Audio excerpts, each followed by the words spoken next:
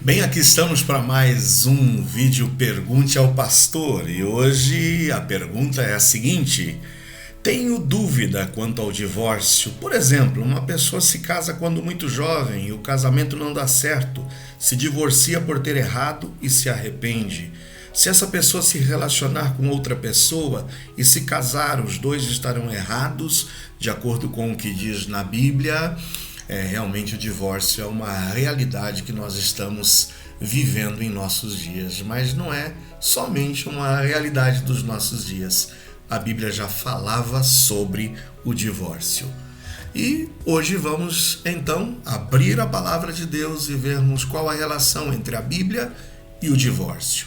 Eu acredito que antes de falarmos sobre o divórcio, deveríamos falar sobre o casamento, termos ideia do que é o casamento à luz da compreensão do plano de Deus. Eu acredito que tem 3 versos que são importantíssimos para nós avaliarmos.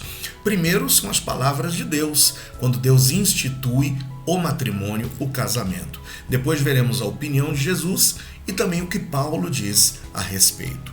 O primeiro texto está em Gênesis 2:24, portanto deixará o homem o seu pai e a sua mãe e apegar-se à sua mulher e serão ambos uma carne. Nós observamos aqui uma intenção de sair de casa, uma formalização dessa intenção, quando se apega, quando se une, e vemos a consumação dessa união, quando ambos se tornam uma carne. O propósito de Deus através do matrimônio é gerar uma unidade, é de fazer de dois um. Unidade de propósitos, unidade de sonhos, unidade espiritual, unidade física, de corpos também. Mas esse versículo também nos esclarece alguns princípios sobre a estrutura do casamento. Essa estrutura passa pela união entre um homem e uma mulher. E essa união entre homem e mulher nos passa uma visão monogâmica. Mas muito mais ainda, além do que uma união monogâmica, vemos o princípio da unidade também heterossexual. É um homem e uma mulher, não 2 homens, nem tampouco 2 mulheres. Jesus Cristo, mais na frente, também vai dar a sua opinião sobre o matrimônio, quando em Mateus 19:5-6 nós lemos: portanto deixará o homem pai e mãe e se unirá à sua mulher e serão 2 numa só carne. Assim não são mais 2, mas uma só carne. Portanto, que Deus ajuntou, não o separe o homem. Jesus Cristo repetiu o mesmo conceito da constituição de família estabelecido por Deus, mas agrega agora um outro princípio dentro dessa estrutura e que nós consideramos o princípio da indissolubilidade. Ou seja, ele diz: o que Deus ajuntou, o homem não deveria ter o propósito de separar. Então, se você me perguntasse qual é o propósito do matrimônio, quando Deus estabeleceu o casamento, o que Deus tinha em mente? Uma unidade composta por 2 seres, um homem e uma mulher, numa união monogâmica, heterossexual e com o propósito de perpetuar essa união até que a morte os separasse. O mesmo será reiterado pelas palavras de Paulo em Efésios 5:31. Por isso deixará o homem seu pai e sua mãe e se unirá à sua mulher e serão 2 numa carne. Então está aqui consumado. Se perguntássemos a Deus o que é casamento, união de um homem e uma mulher. Para Jesus, o que é casamento? União de um homem e uma mulher, com o propósito de que essa união perdure e que não haja nenhuma forma de divisão e separação. O que Paulo diz? O mesmo, união entre um homem e uma mulher. Mas a pergunta é: onde é que entra aí nessa história o divórcio? Quer perguntar para Deus em primeiro lugar? Vamos perguntar: Deus, o que o Senhor acha do divórcio? Lá em Malaquias 2:16, o profeta nos diz: o Senhor, o Deus de Israel, diz que odeia o repúdio, ou seja, odeia o divórcio. Deus considera o divórcio um ato de deslealdade. Veja o término do versículo: guardai-vos em vosso espírito e não sejais desleais. Já estamos conseguindo construir alguns princípios. Deus é quem estabelece o matrimônio, uma união monogâmica, um homem e uma mulher, uma união heterossexual, um homem, uma mulher. E Jesus Cristo ainda reitera uma união permanente. O que Deus ajuntou, não separe o homem. Por que Jesus Cristo diz que o que Deus ajuntou, o homem não deveria buscar separar, dividir? Porque Jesus sabe da opinião de Deus sobre o divórcio. O Senhor odeia o repúdio. O Senhor odeia o divórcio. Considera isso uma deslealdade. Então já construímos um princípio de que o propósito de Deus é que o casamento perdure. Então minha primeira observação para você que ouve: está casado? Está pensando aí, está ventilando a possibilidade de um divórcio? Saiba que Deus odeia o divórcio. O propósito do matrimônio, e não importa se você era novinho, se era velhinho, não importa quais foram as tuas motivações, Deus olha para o matrimônio como uma instituição que deve ser preservada. O que Deus ajuntou, não separe o homem. Qualquer pessoa que vem me procurar, devo me divorciar? Não. Não há, na palavra de Deus, um apoio, um conselho para que alguém se divorcie. Agora, o divórcio é uma realidade. Pastor, não tem nenhuma possibilidade? Bom, possibilidades existem. Primeiro, quem decide somos nós, é você. Sou eu quem decide. Então, nós podemos decidir pelo divórcio. Mas o que a Bíblia mais diz sobre o divórcio? Vamos lá, então? Bom, por que Jesus tratou em Mateus 19 desse tema divórcio? Porque foi interrogado pelos fariseus. Veja no versículo 3. Chegaram ao pé dele os fariseus, tentando-o e dizendo-lhe: é lícito ao homem repudiar sua mulher por qualquer motivo? Existia duas escolas teológicas de interpretação acerca do divórcio. Uma era a escola de Hilel e a outra era a escola de Shammai. A escola de Hilel ensinava que Moisés havia dado a permissão para que por qualquer razão pudesse ocorrer um divórcio. Agora a escola de Shammai dizia: não, só é permitido o divórcio em virtude de alguma situação indecente vivida no seio do lar. Então, quando os fariseus se aproximam de Jesus, eles querem saber qual será a opinião de Jesus. Ele vai aqui viabilizar a interpretação de Hilel ou vai viabilizar a interpretação de Shammai? É aí que Jesus fala de algo mais excelente. Nem Hilel nem Shammai. O que Deus ajuntou, não separe o homem. O propósito de Deus é que o casamento perdure. Jesus deixa um nível mais excelente de que o casamento deveria se perpetuar. Por isso deveria haver uma luta constante por parte dos cônjuges a preservar essa instituição. No entanto, o divórcio existe. E Jesus Cristo vai dizer a razão do porquê o divórcio existe. Só que para Jesus dizer o porquê, os fariseus vêm com mais uma. Disseram eles: então por que mandou Moisés dar-lhe carta de divórcio e repudiá-la? Os fariseus acrescentam aqui uma palavra, um verbo que não está na lei de Moisés. Eles dizem: por que Moisés mandou? Moisés não mandou nada. E para que possamos entender, vamos ver o que Moisés havia estabelecido. Antigo Testamento, Deuteronômio 24, a partir do versículo 1.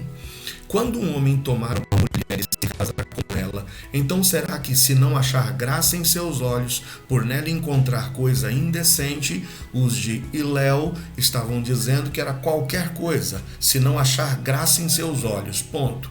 Então eles consideravam qualquer motivo. Não gosto mais da cor do cabelo, não gosto mais do rosto dela, não a amo mais, ela queimou a comida. Qualquer razão estava sendo razão para os judeus se divorciarem de suas esposas. Então, o que ocorrerá? Far-lhe-á uma carta de repúdio, uma carta de divórcio, e lhe dará na sua mão e a despedirá da sua casa. A mulher, então, receberia uma carta de divórcio. O que isso possibilitaria à mulher com essa carta de divórcio? A que ela pudesse sair de casa e se casar com outro homem. Quando Moisés estabeleceu essa lei, ele pensava em preservar a mulher. Por quê? Se a mulher saísse sem essa carta, ela seria desprezada, ela seria considerada ninguém diante da cultura e da sociedade judaica. Mas pensando na preservação e no cuidado da reputação dessa mulher, você quer se separar? Primeiro, pense bem, é isso mesmo? Você quer mandar tua mulher embora? Dê a ela uma carta de divórcio, dê a ela uma carta de repúdio, o que possibilitará que ela possa se casar novamente.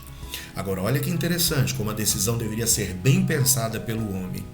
Porque se este homem, o segundo, a desprezar também, e lhe der uma outra carta de repúdio, e der na sua mão e a despedir de sua casa, ou, em outra hipótese, se esse segundo homem, esse segundo marido dela, viesse a falecer, o Senhor está querendo agora, por intermédio de Moisés, ensinar uma coisa interessante para o primeiro esposo. Pensa bem, porque se ela saiu de casa e se casou com um segundo, e esse segundo morrer, ou de repente se divorciar dela, versículo 4, o seu primeiro marido, que a despediu, não poderá tornar a tomá-la para que seja sua mulher, depois que foi contaminada, pois é abominação perante o Senhor. Eu quero que você entenda que o que Moisés estava querendo dizer é: pensa bem, meu amado, porque depois que você botar ela para fora de casa, se ela se casar, você não pode mais tê-la novamente. Então é isso mesmo que você quer? Porque estava virando uma coisa banalizada se repudiar a mulher por qualquer razão. Em cima disso, Jesus então vai só consertar o verbo utilizado pelos fariseus. Lembra, eles disseram: por que Moisés mandou dar carta de repúdio? Jesus vai falar: Moisés não mandou. Moisés, por causa da dureza dos vossos corações, a dureza de não querer reconsiderar, a dureza de não querer mudar, a dureza de não querer perdoar, a dureza de simplesmente pensar no seu egoísmo e na sua satisfação própria. Tá vendo? Casei novinho, a gente não entendia muito bem, me arrependi.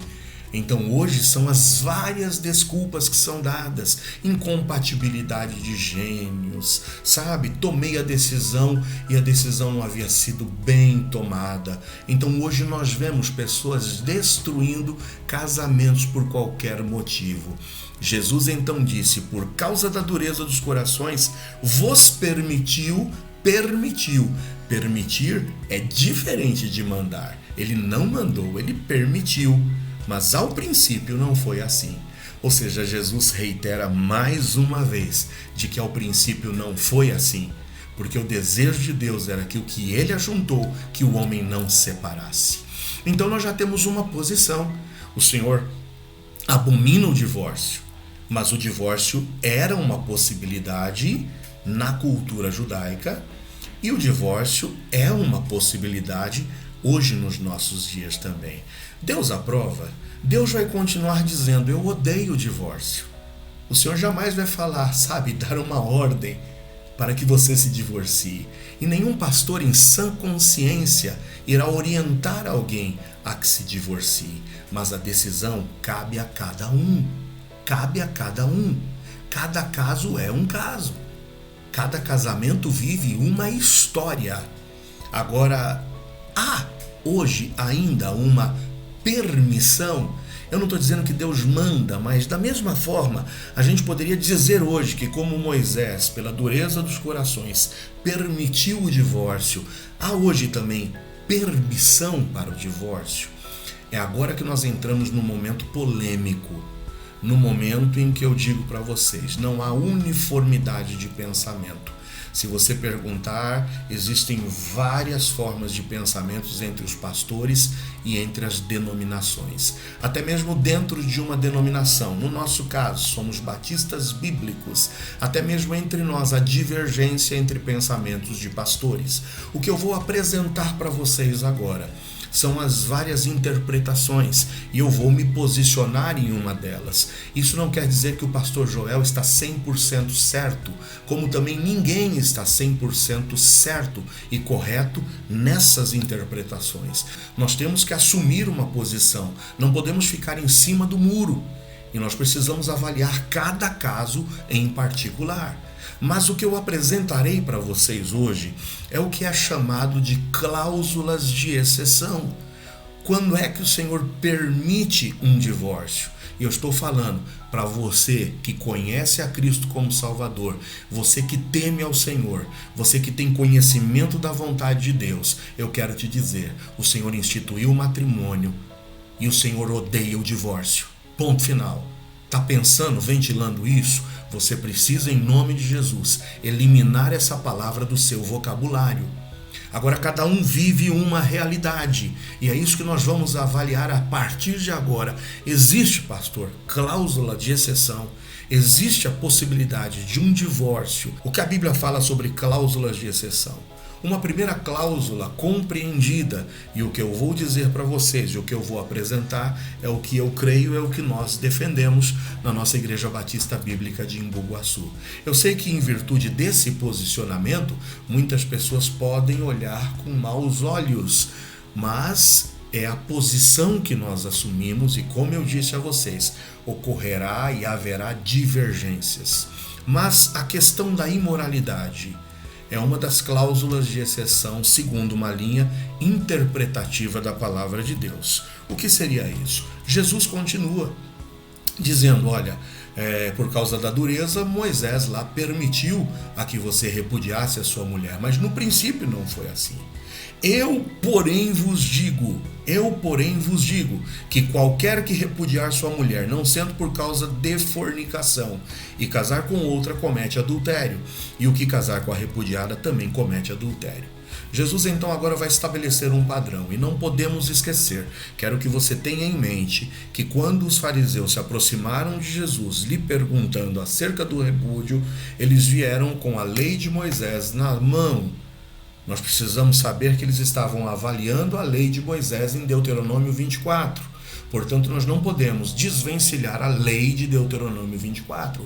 O que a lei de Deuteronômio 24 estabelecia? Se fosse encontrada alguma coisa indecente, poderia-se então dar carta de repúdio. Era dado carta de repúdio de divórcio à mulher, e o versículo 2 de Deuteronômio 24 diz que ela poderia ir e casar-se com outro homem.